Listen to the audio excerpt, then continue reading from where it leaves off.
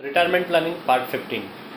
हरे कृष्ण दोस्तों, मैं दीपक दिरावानी मेरे यूट्यूब चैनल में आपका हार्दिक स्वागत करता हूं। और आज का शेयरिंग सेशन है 1175 और आज का टॉपिक है रिटायरमेंट प्लानिंग पार्ट 15 और उसका सब टॉपिक है कि things to remember while planning for retirement.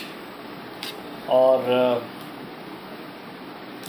फटाफट रिकैप करेंगे। सबसे पहले सेशन में हमने पहले पार्ट में हमने देखा था definition of retirement planning, 3 stages of life, 3 types of pension and 2 types of individual pension। दूसरे से लेके 6th पार्ट तक हमने reasons for doing retirement planning हमने देखे थे, जो 5 रीजंस थे। सबसे पहला रीज़न था increase in life expectancy, increase in dependency ratio, decline in the joint family structure, lack of proper social security system for senior citizen and impact of inflation. ये हमने 5 रीजंस देखे थे। उसके बाद में हमने देखा कि things which are happening today, क्या क्या चीज़ें चलती हैं। बच्चों का एजुकेशन को ज़्यादा प्रायोरिटी पेरेंट्स देते हैं और देना भी चाहिए, मगर साथ साथ में अपना रिटायरमेंट प्लानिंग का भी बंदोबस्त साइमल्टेनियसली करना चाहिए। उसके बाद हमने देखा कि thing which should happen at the time of retirement के वक्त क्या क्या चीज़ें अपने पास होनी चाहिए। और फिर हमने डेंजरस एजम्पशन देखे थे, जो एक एक करके हमने लिए थे। सबसे पहला एजम्पशन हमारा था डेंजरस एजम्पशन में सबसे पहला एजम्पशन हमने देखा था कि मेरी जो सेविंग है, जो सेव एंड क्रिएट से मेरी सेविंग है, जैसे कि SIP में, RD में, वो इनफ हो जाएगी उस वक्त के लिए, रिटायरमेंट के लिए। दूसरा डेंजरस एजम्पशन हमने देखा था कि मैं बोलते ना कि मेरी ज़िंदगी उतनी बड़ी है ही नहीं, मैं तो जल्दी मर जाऊंगा। I will not live too long, मैं ज़्यादा जीऊँगा ही नहीं। तीसरा डेंजरस एजम्पशन हमने देखा था कि मेरी बाप दादा की प्रॉपर्टी मुझे रिटायरमेंट के लिए काम आएगी। चौथा डेंजरस एजम्पशन हमने देखा था कि मैं लाइफ टाइम काम करते रहूँगा, मैं रिटायरमेंट लूँगा ही नहीं। पांचवा डेंजरस एजम्पशन हमने देखा था कि मेरी जो सेविंग्स है वो इन्फ्लेशन को आसानी से बीट करेगी, टेक केयर करेगी इन्फ्लेशन को। और छठा डेंजरस एजम्पशन हमने देखा था कि मेरे बच्चे लोग मुझे संभालेंगे। तो ये सब डेंजरस एजम्पशन है। वो हो भी सकता है, वैसा नहीं भी हो सकता है।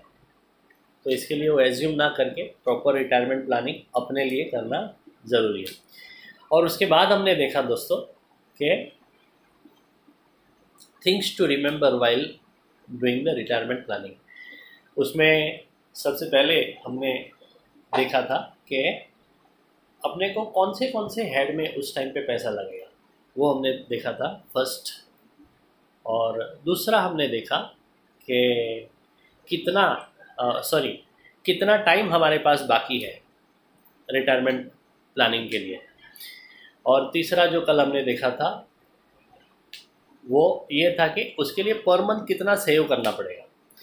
और फोर्थ आज देखेंगे हम। फोर्थ उसमें देखिए 2 है। एक तो रिटायरमेंट प्लानिंग के 2 टाइप है, एक तो कॉर्पस प्लानिंग और दूसरा पेंशन प्लानिंग।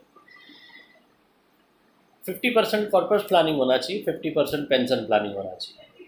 अभी समझो हम 2 करोड़ रुपये, अपने को लगता है कि 2 करोड़ तो अपने को उस टाइम पे चाहिए रिटायरमेंट कॉर्पस। और उसका जो 4% है ना, 4% वो हमें एवरी ईयर हमें वो लेते जाना चाहिए। यानी 2 करोड़ का हमने कॉर्पस किया है, कॉर्पस जमा किया, तो उसमें से 4% तो 4% के हिसाब से हम हर साल लेते जाएंगे तो 25 साल तक अपने को वो कॉर्पस चलेगा, एटलीस्ट 25 ईयर्स। और उसका जो इंटरेस्ट भी मिलते रहेगा, वो अगर मद्देनज़र रखते हैं तो शायद 30 ईयर्स से भी ज़्यादा टाइम अपने को उसको एंजॉय करने को मिलेगा। तो 2 करोड़ का कॉर्पस में से 4% यानी 8 लाख रुपीस अपने को उसमें से हर साल के लिए निकाल देना है अपने रिटायरमेंट लाइफ को जीने के लिए। और 50% फ्रॉम पेंशन प्लानिंग। अभी पेंशन प्लानिंग हम समझो फॉर एग्जांपल हमने जो रखा है वो 50,000 पर मंथ हमने रखा है, तो 50,000 पर मंथ के हिसाब से अपने को पेंशन आते रहेंगे। तो 6 लाख साल का वहाँ से आएगा, 8 लाख वहाँ से आएगा। या तो हम ऐसा भी कर सकते हैं कि 1.5 करोड़ का हम कॉर्पस रखेंगे तो उसका बरोबर 4% बोले तो 6 लाख यानी 50,000 वहाँ से आएगा मंथली और 50,000 का पेंशन प्लान। तो 50% from corpus and 50% pension plan, वैसा हम करना चाहिए, दोनों को डिवाइड करना चाहिए। अच्छा, तो ये था हमारा 4th जो things to remember while doing retirement planning. And 5th ऐसा है कि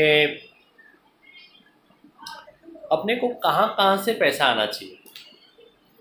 तो 25% फ्रॉम गारंटेड इन्वेस्टमेंट, जैसे कि LIC का जीवन उमंग है गारंटेड, उसमें से गारंटेड पेंशन अपने को मिले। 25% अपने को सेफ इन्वेस्टमेंट से आना चाहिए, जैसे कि PPF है या तो LIC के एंडोमेंट प्लान्स है, वो सब सेफ इन्वेस्टमेंट है, तो वहाँ पे 7 to 8% रिटर्न मिलेगा। गारंटेड इन्वेस्टमेंट में 5 to 6% रिटर्न मिलेगा।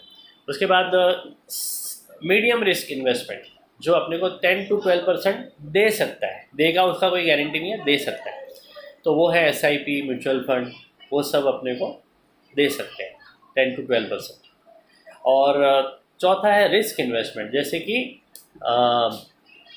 डायरेक्ट इक्विटी में हम डील करते हैं तो वो 15 to 20% तक दे सकता है। तो वैसा 4 जगह से अपने को पैसा आते रहना चाहिए। तो ये था 5th things to remember while doing the retirement planning का 5th पॉइंट था। 6th पॉइंट, तो स्टार्ट सेविंग नाउ, जितना हो सके उतना जल्दी सेविंग करना चालू करना चाहिए ताकि अपने को टाइम ज़्यादा मिले और जिसकी वजह से हमें कंपाउंड इंटरेस्ट का बेनिफिट मिल सके। And 7th, last but not the list, 7th point is